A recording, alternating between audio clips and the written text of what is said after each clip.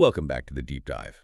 Today, we are strapping in for some serious, unfiltered business wisdom. We really are. We're taking a deep plunge into the core strategies for surviving, well, corporate hell, really.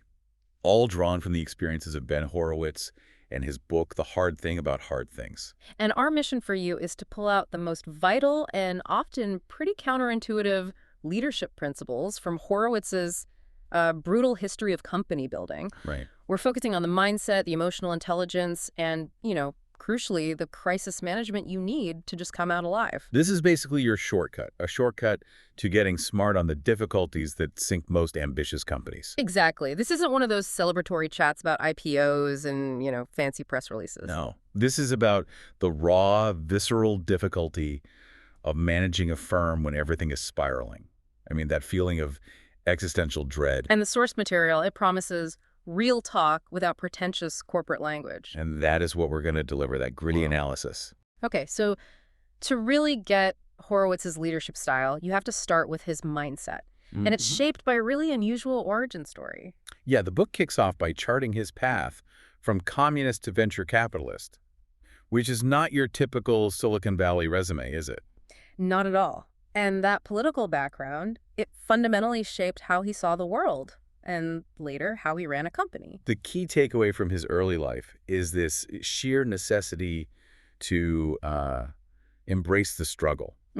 Horowitz figured out really early on that achievement is just inherently difficult. If you think success is supposed to be easy, you're going to quit the first real obstacle shows up. And that wasn't the only lesson. I mean, moving from one extreme system to the absolute chaos of Silicon Valley demanded radical flexibility. He had to change his entire operating system, and fast. Yeah, that ability to adapt quickly, to pivot when everything changes around you, that's the foundation for everything else he teaches. What's so fascinating is that he didn't come up through just finance or engineering, where you're taught there's always a textbook answer. His background taught him the map you have is probably wrong.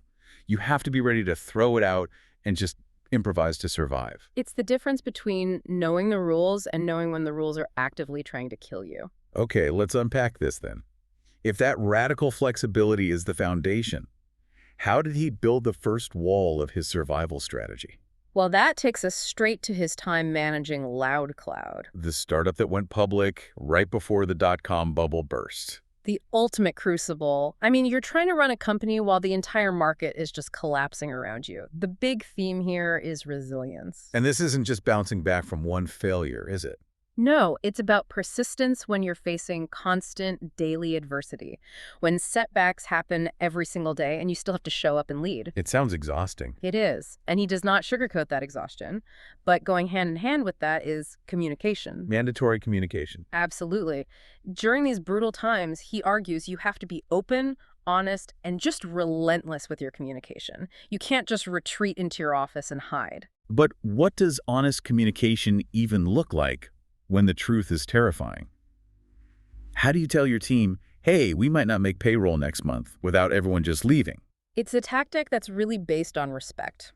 Horowitz stresses that you have to be transparent about the problem, but you have to be confident about the process to solve it. Okay. You tell the truth about the market, about the money, but then you immediately lay out the strategic steps you're taking to fight back.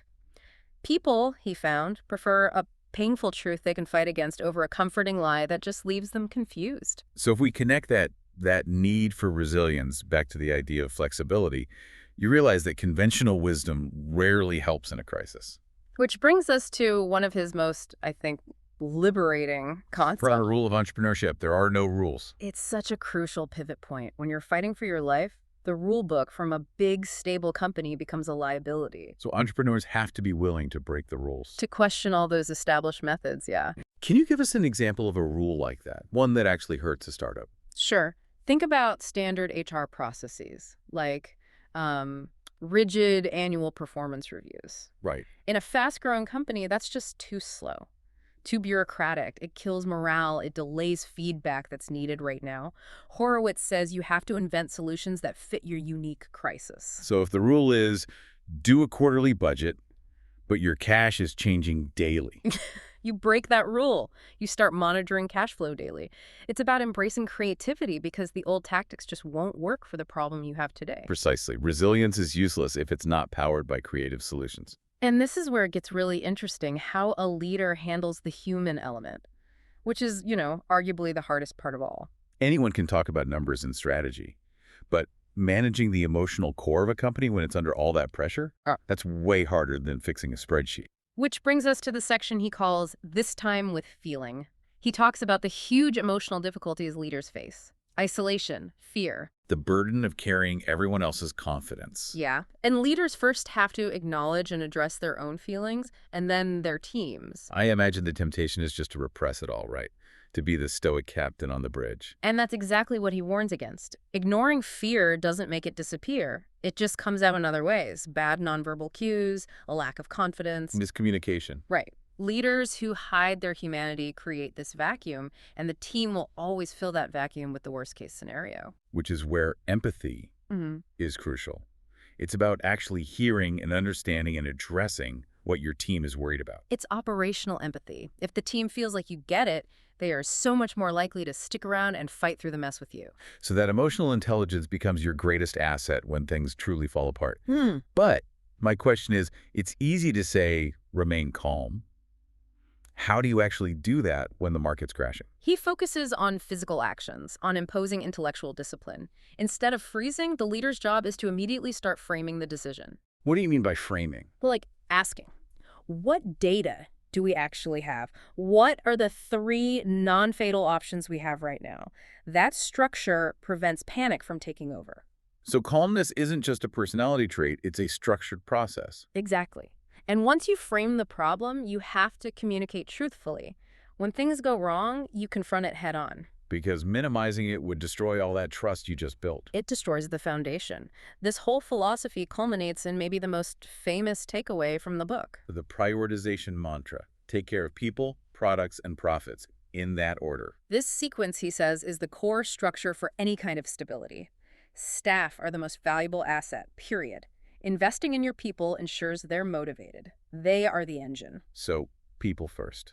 That means good hiring, real investment in training, and that operational empathy we talked about. Absolutely. And only after you've stabilized that team do you turn your focus to the product. A motivated team builds a better product. Which you need to keep innovating to attract and keep customers. And finally, the bottom line. Profit, which is the result of having great people building a great product. This raises a really important question because we see so many companies, especially startups, trying to scale fast for VCs. They flip this. All the time. They put profit first to please investors, products second to keep market share, and people last. Like they're just an expendable resource. Why is reversing that order so deadly? It's about leverage and longevity versus short-term extraction. If you put profit over people, you immediately kill trust. Your employees know they're just a line item. A cost center. Right. And when the next crisis hits, and it always does, you've destroyed their willingness to be resilient. They'll just look for the next job. So a company might survive a quarter by maximizing profit. But it won't survive a real downturn if its people aren't motivated or willing to put in that extra effort you need to innovate your way out of a problem. Okay, so that people, product, profit sequence is an investment in stability. It's not just a feel-good HR policy. It's a survival strategy. When the hard thing hits, your people are the only resource that can fight creatively. That makes perfect sense. So what does this all mean for the long haul? You've survived the initial chaos, now you have to sustain it. Right. Once you hit some stability, the next big threat becomes internal dynamics, scaling successfully. And the first lesson there is to minimize politics. As a company gets bigger, people naturally start competing for status, for resources. And Horowitz says you have to crush that. If you reduce office politics by making accountability clear, giving credit where it's due, the focus stays on the actual business goals. Which leads right into nurturing the right kind of ambition. Exactly. You have to nurture the correct kind of ambition. The wrong kind is the personal power grab, the employee who wants to build their own little empire. And the correct kind is being ambitious for the company's success. You want people who get ahead by making the organization advance. And it's the leader's job to build a structure that rewards that collective ambition. But sustained growth always means you're dealing with uncertainty. And that's a huge challenge for any leader, realizing you rarely have a clear map. He calls it how to lead when you don't know where you're going. You have to embrace ambiguity. You have to accept that not knowing everything is just part of the job. Right. If you pretend you have a perfect plan, you become rigid and reactive. Mm. Accepting ambiguity allows you to be more flexible, more adaptive. But if the leader's admitting they don't know where they're going, how do you stop that from scaring the team? You still have to lead with confidence. The confidence isn't in the specific answer because you might not have it yet. So the confidence is in what then? The confidence is in the team's ability and in the soundness of the process you're using to find the answer. The team looks to you for stability. That confidence prevents ambiguity from becoming panic. And once you navigate that, you reach a point he calls the end of the beginning. Such a perfect phrase. It just captures the relentless nature of building something. You think you've won, but you've only reached a new, slightly less chaotic baseline of difficulty. And his advice there is really humanizing. He says you have to acknowledge and celebrate the wins. Which is so essential for the culture, for showing people that all that struggle was actually worth it. But that celebration is followed immediately by preparation. You have to get ready for the long haul. It never stops being hard. The difficulty just changes shape. So to synthesize this whole deep dive, Horowitz's wisdom isn't about finding easy answers. It's about building a framework to survive the inevitable difficulty. It requires that radical resilience, that emotional honesty, and that ruthless prioritization and people, product, profit, and the ability to lead with confidence through total uncertainty. The theme is really that the most critical lessons are learned in the struggle. Yeah. And embracing ambiguity is the key to leading past that initial startup phase. It's a framework for endurance, and that brings us to our final thought for you to chew on. If Horowitz says overcoming those early challenges is just the beginning, and that building a business requires continuous preparation for the next hard thing.